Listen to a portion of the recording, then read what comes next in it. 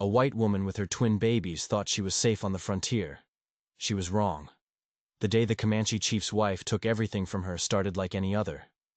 But what happened in that Texas dust would unravel a secret buried for a generation, a secret that would connect two worlds that were meant to be at war, and no one would see it coming.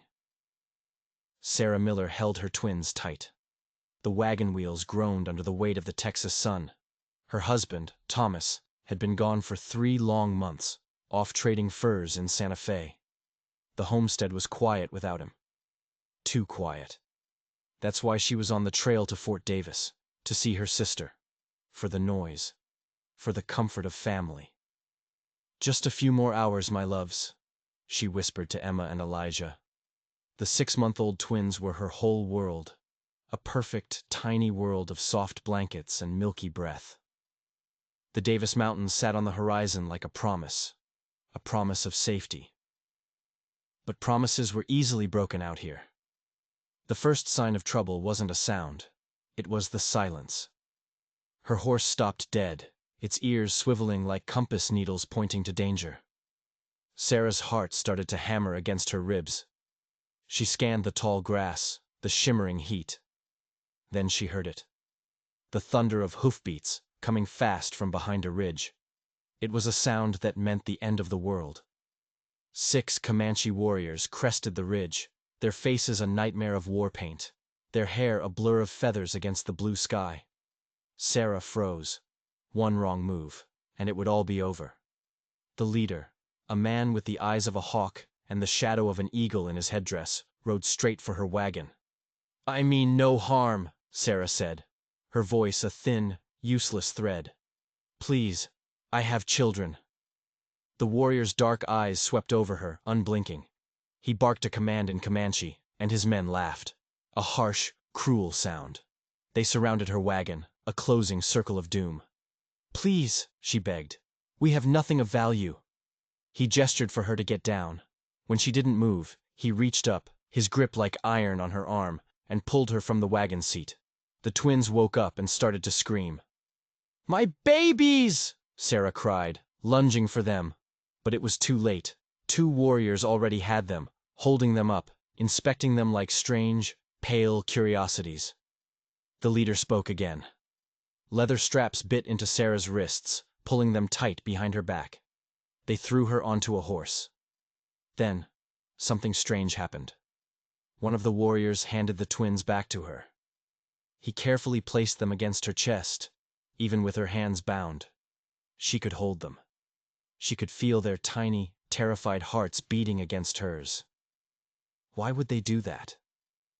As they rode away from her abandoned wagon, from her life, her mind spun with horror stories. Stories of torture, of death. What fate was waiting for her and her children? They rode for hours, deep into a land she didn't know. The sun bled out of the sky, and they made camp by a creek. They gave her water. They gave her dried meat. Her hands were still bound. She asked the warrior who brought her food where they were going. He just looked at her. Then he looked at her twins. He spoke a single word in Comanche and walked away. That night, lying under a blanket of cold stars, Sarah wept. She thought of Thomas, returning to an empty home. Would he even know where to look? Or was this it? Was this the end of her story?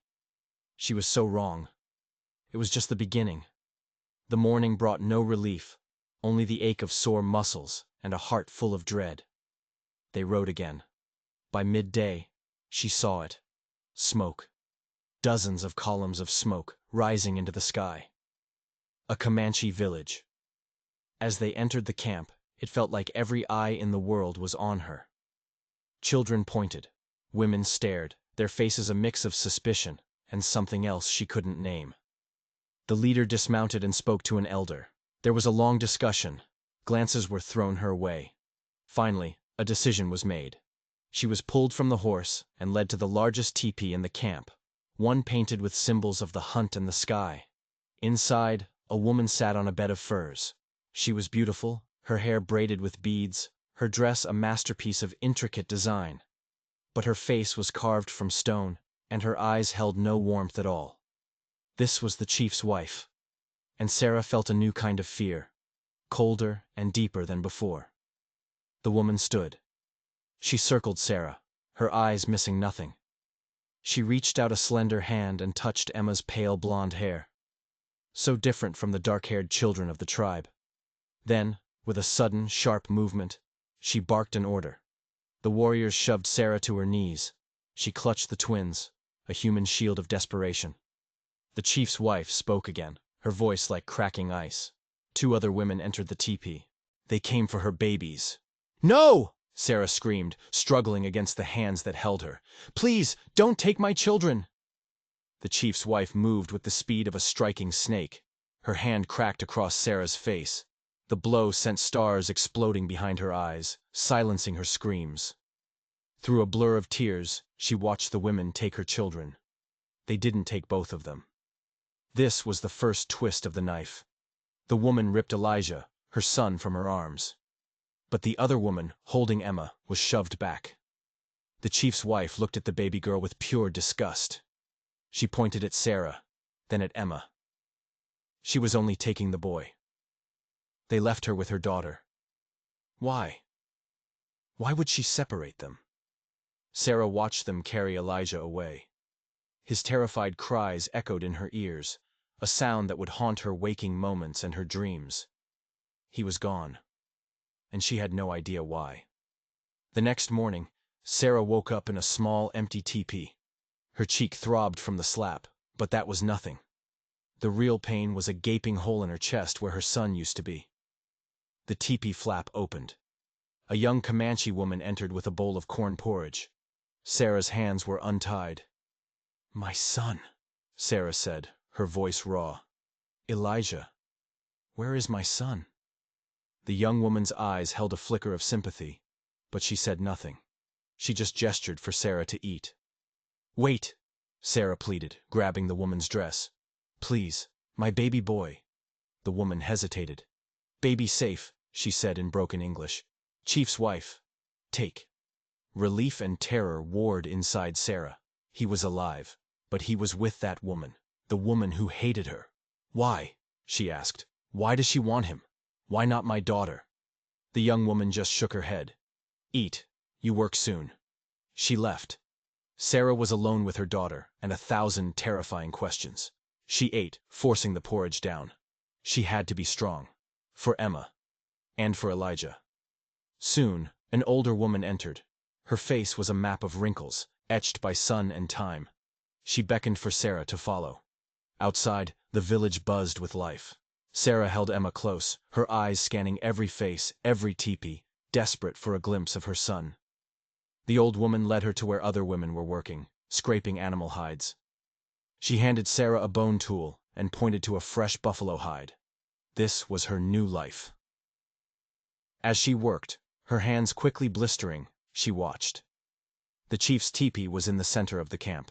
She saw the chief's wife, moving with an air of authority. But she never saw Elijah. Was he even in that teepee? Was he being cared for? The questions were a torment. At midday, they stopped to eat. Sarah barely touched her food. Her stomach was a knot of fear. As the others rested, a commotion drew her attention. The chief had returned from a hunt. He was a tall, imposing man with a necklace of bear claws and a face that was stern but not cruel. He swung off his horse and strode toward his teepee. This was her chance. If she could just talk to him, maybe he would have more mercy than his wife. She started to stand up, but the old woman's hand clamped down on her arm, strong as a steel trap. The woman shook her head. "The chief," Sarah said, pointing. "I need to talk to him about my son." The old woman's grip tightened. "No. Bad idea," she said, her English surprisingly clear. "Chief's wife. Running deer. She angry. You stay." "Why is she angry with me?" Sarah asked, desperate. "What did I do?" The old woman looked at her, a long, searching gaze. "She lost child," she said softly. "Moon ago. Much pain in heart." Sarah finally understood. A grieving mother, stealing another woman's child to fill the empty space in her own heart. But it didn't make sense. "But he's my son," Sarah whispered. "And she left my daughter." Why take one and not the other? The old woman's face softened, just a little. I am Stoneflower, she said, touching her chest. I help you maybe, but careful. Running Deer is very powerful, very angry. I'm Sarah, she said, grasping the woman's hand. Stoneflower nodded once, then pointed back to the hide. The work had to continue. But now, Sarah had a spark of hope. She had an ally, and she had a new, burning question. If Running Deer was just a grieving mother, why did she only want Elijah? As the sun began to set, Stoneflower had Sarah help her carry a stack of finished hides. As they walked, she spoke in a low voice. Chief is Eagle Eye, good man, but love wife much. Listen to her. Will he let me see my son? Sarah asked. Stoneflower shrugged. Maybe. Running Deer keep baby boy in Chief's teepee. He cry much for mother's milk. Sarah's breasts ached at the thought. Her son was hungry. Please, she said, help me see him. After they dropped off the hides, Stoneflower led her back toward her teepee. They passed near the center of the camp, and suddenly, Sarah heard it. A sound that stopped her heart cold.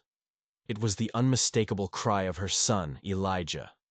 Without thinking, she broke away from Stoneflower. She ran. She reached the chief's teepee and shoved the flap aside, her only thought to get to her son. Inside, Running Deer sat with Elijah on a bed of furs. He was clean, dressed in a tiny buckskin garment, but his face was red and blotchy from crying.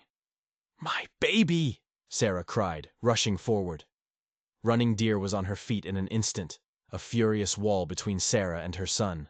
She screamed at Sarah in Comanche, her face twisted with rage. People gathered at the entrance, drawn by the noise. Please, Sarah begged, dropping to her knees. He needs me. He's hungry. Running Deer stared down at her, her eyes like chips of ice. She barked an order. Rough hands grabbed Sarah, dragging her backward, away from her crying child. No! Elijah! A deep voice cut through the chaos like a knife. The hands holding Sarah froze. Everyone fell silent. She looked up. The chief, Eagle Eye, was standing in the entrance. His expression was impossible to read. He spoke quietly to Running Deer. She answered with a flood of angry words, pointing at Sarah, then at Elijah. The chief listened, his gaze shifting from his wife to the crying baby, to Sarah's tear-streaked face. When she was done, he was silent for a long moment. Then he looked at Sarah. He spoke in halting English. This your son? Yes, Sarah choked out. My son, please. He needs his mother. Eagle Eye nodded slowly. He spoke again to his wife. Whatever he said made her face darken, but she didn't argue. With a look of pure hatred for Sarah, she stepped aside. Sarah crawled forward and scooped her son into her arms, sobbing with relief. He quieted instantly, burying his face against her, his tiny hands clutching her dress. Eagle Eye watched them. You feed, he said. Then he returned to my wife. No, Sarah protested. He needs to stay with me. Both of them do. The chief's expression hardened. You prisoner. Children stay with Running Deer. Wait, he corrected himself, glancing at Emma, who Sarah had left swaddled just outside the teepee with Stoneflower. The boy stays with Running Deer. You come feed when sun rises, when sun is high, when sun sets. It wasn't freedom. It was a new kind of torture. But it was better than nothing. She nodded, tears of grief and gratitude mixing as she nursed her hungry son, feeling Running Deer's hateful gaze burning into her back. This wasn't just about a lost child. There was something else going on here, something she didn't understand. And she had a terrible feeling that finding out the truth might be worse than not knowing at all.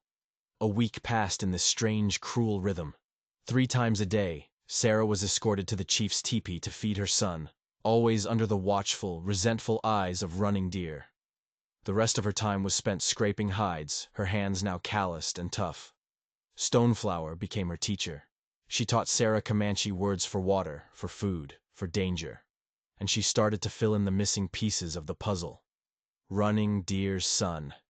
He did not just die, Stoneflower said one afternoon, as they ground corn together. The sickness that took him. It was a white man's sickness. I understand her anger, Sarah said softly. But taking my son. She not just angry, Stoneflower corrected. She afraid. The shaman said her son's spirit was stolen, that it would only return in the body of another. A chill went down Sarah's spine. In Elijah? Stoneflower nodded grimly. She believed he is her son, reborn.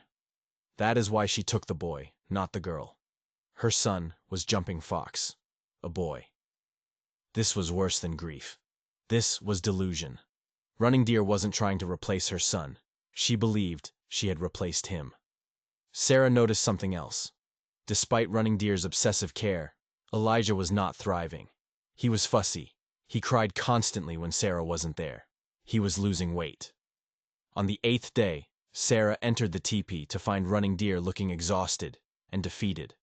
Elijah was screaming, his small body rigid with distress. "He no sleep," Running Deer said, her English startling Sarah. "Cry all night. Want mother." Sarah took her son, his cries softening into whimpers as she held him close. "He's just a baby," Sarah said gently. "He needs his mother. His real mother." Running Deer watched, a storm of emotions in her eyes. "My son. Jumping Fox. He was strong. Then sickness come. I could not save him." For the first time, Sarah felt a pang of pity for this woman. "I'm so sorry," she said. "No mother should ever lose a child." Running Deer's eyes flashed. "White men bring sickness. They bring death." "Not all white people wish you harm," Sarah said carefully. "My husband. He's a traitor. He deals fairly with everyone." Running Deer stared at her, as if trying to see into her soul. Finally, her shoulders slumped. "Eagle Eye say we not keep your son forever. Say it is wrong." Hope exploded in Sarah's chest. "Does that mean you'll let us go?" "No," Running Deer snapped. But her voice had lost some of its edge. "You still prisoner. But maybe boy stay with mother at night. He is too loud." It wasn't freedom. But it was a victory. It was a crack in the wall of Running Deer's delusion. "Thank you," Sarah whispered. That night, for the first time in over a week, Sarah had both of her children with her. As she settled them onto a soft buffalo robe, Stoneflower lingered at the entrance of her teepee. "Running Deer is changing," the old woman observed. "She sees the boy cries for you. She sees he is not her son's spirit." "I hope so," Sarah said, stroking Emma's hair. "You learn our ways quick," Stoneflower continued. "Work hard. No complain. Chief notice this." Sarah looked up. "What do you mean?" A slight smile touched Stoneflower's lips. "Eagle Eye watch everything.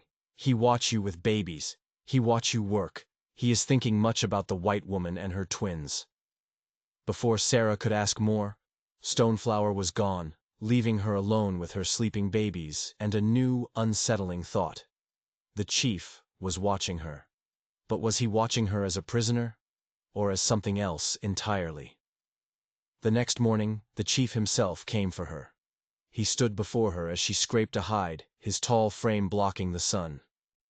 The other women fell silent, their eyes downcast. "You come," he said. Sarah's heart hammered. She reached for the cradle board where her twins slept. "Babies stay," Eagle Eye commanded. "Safe with women. You come alone." Her mind raced. Was this it? Was he taking her away from the camp to kill her? She gave a panicked look to Stoneflower, who gave a tiny, almost imperceptible nod. "Trust him." Reluctantly, she followed the chief. He led her away from the camp, down to a secluded spot by the stream. 2 horses were tethered there. He gestured for her to sit on a rock. He remained standing, his arms crossed, studying her. "You have husband?" he asked. "Yes, Thomas Miller. He's a traitor." "This husband, he good man?" "Yes," Sarah said, confused. "He's kind. He loves me and our children." Eagle Eye nodded slowly. "He search for you now." "I hope so," Sarah whispered. "Many white men, when Comanche take family, they come with soldiers. Many die. Your man, he come with soldiers?" It was a test. "Thomas would want peace," she said carefully. He has friends among many tribes. He speaks some of your words. This seemed to catch the chief's interest. What is name again? Thomas Miller. A flicker of something crossed Eagle Eye's face. Recognition? Tall man, he said. Hair like fire. He gestured to indicate red hair. Sarah's heart leaped into her throat. Yes, that's Thomas. Do you know him? Trade with him. 2 summers ago. Fair man. Good trader. Eagle Eye's expression grew thoughtful. Then he looked at her, and his eyes were suddenly intense, piercing. He wasn't just asking about a trader. Your husband's family, he said slowly. Where do they come from? Far across the water?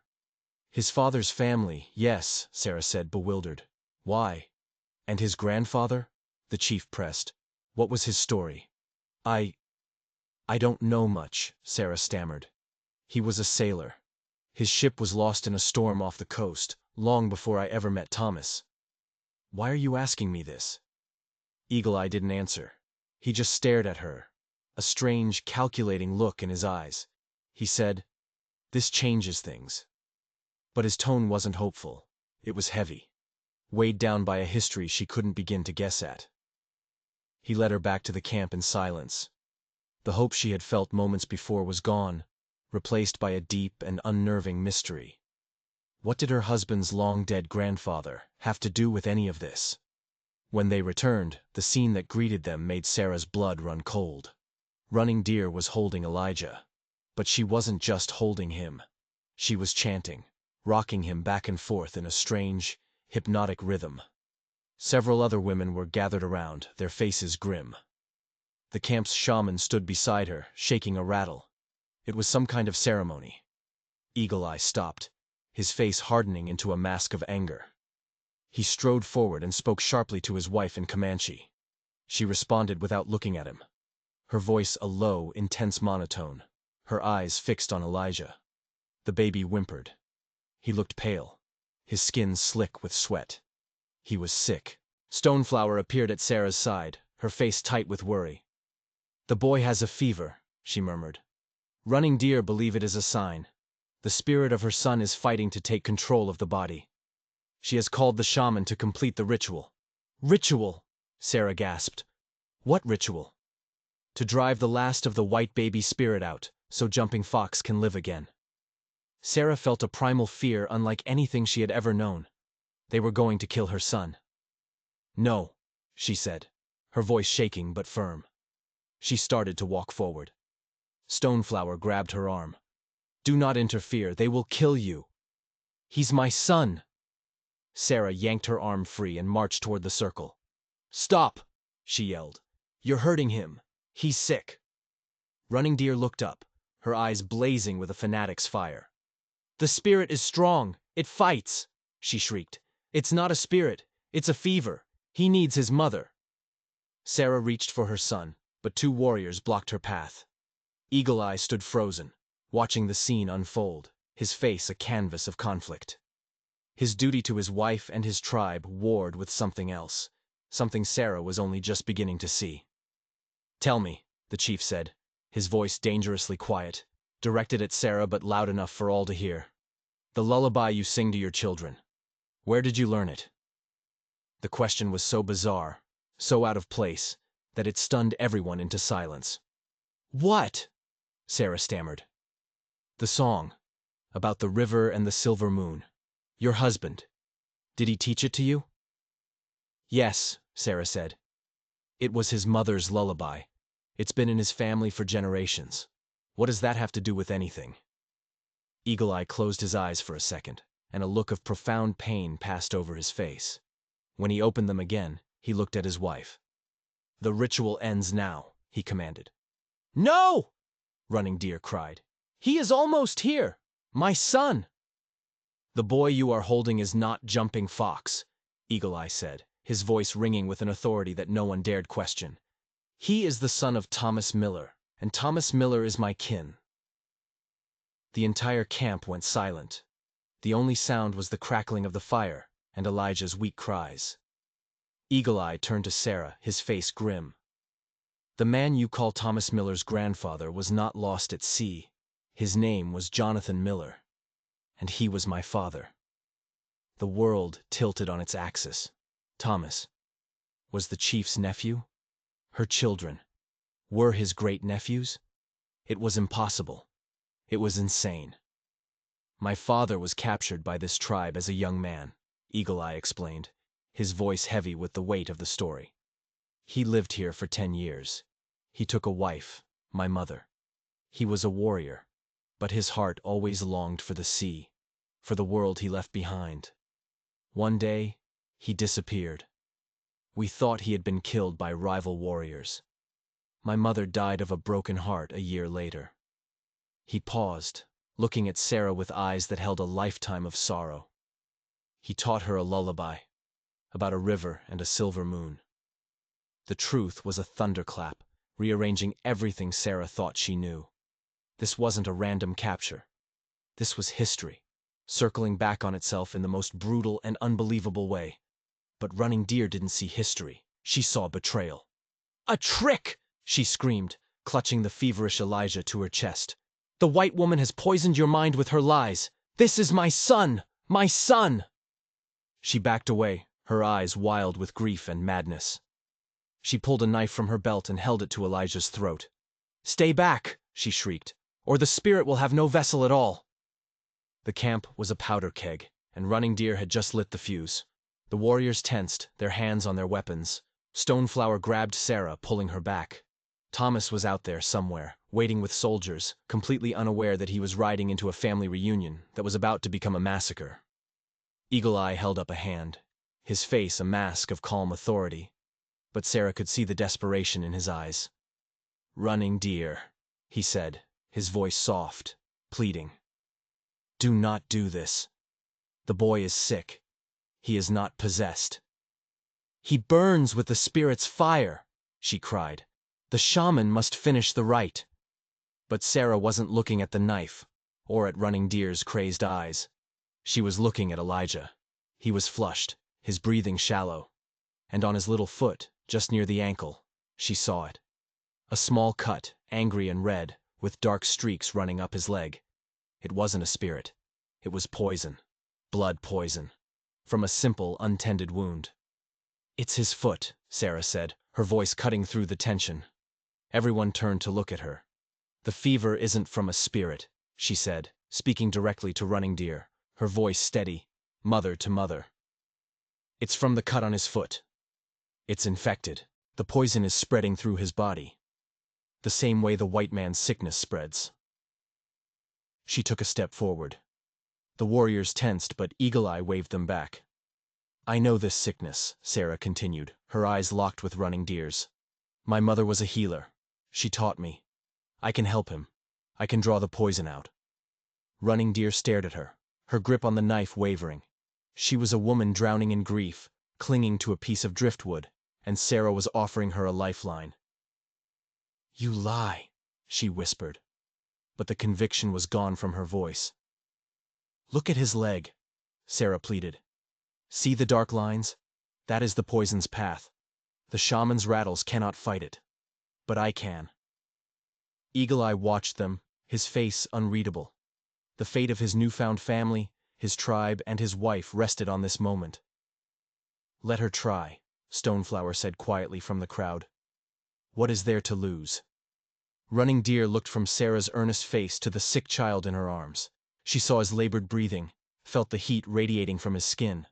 Her fantasy was crumbling in the face of this terrible physical reality. Slowly, agonizingly, she lowered the knife. She looked at Sarah, her eyes filled with a pain so deep it was bottomless. "Save him," she whispered. "If you are truly a mother, save this child." It wasn't a command, it was a prayer. Sarah didn't waste a second. "I need fire, clean water, and moss from the north side of the creek," she commanded, her voice ringing with an authority she didn't know she possessed. Stoneflower and the other women, who had moments ago been her jailers, scrambled to obey. She knelt before Running Deer, who still clutched Elijah protectively. "I need you to hold him still," Sarah said gently. "This will hurt."